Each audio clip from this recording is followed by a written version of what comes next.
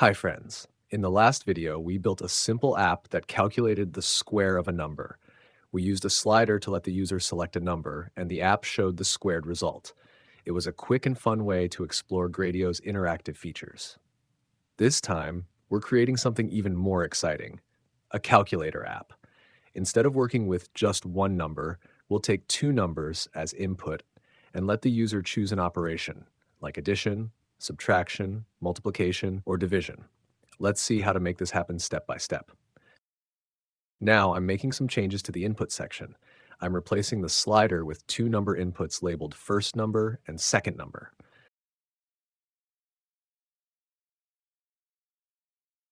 I'm also adding a drop-down menu where the user can select an operation, like addition, subtraction, multiplication, or division.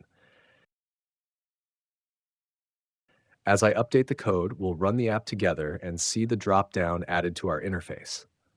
Let's check it out.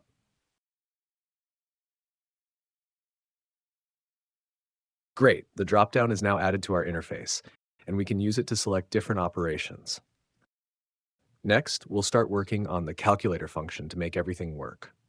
First, I'm changing the name of the function from square number to calculator, as it better represents what we're building now.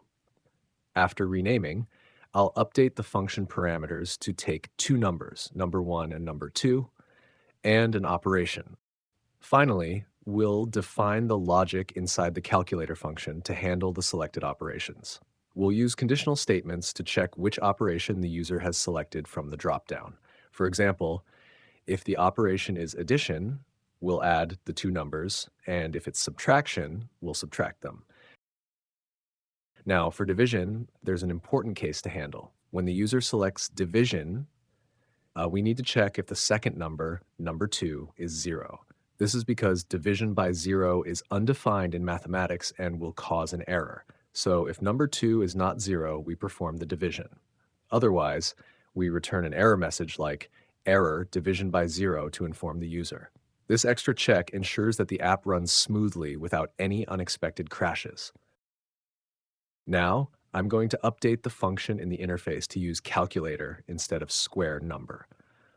Once I make this change, I'll run the app and we'll be able to perform different mathematical operations like addition, subtraction, multiplication, and division based on the user's input.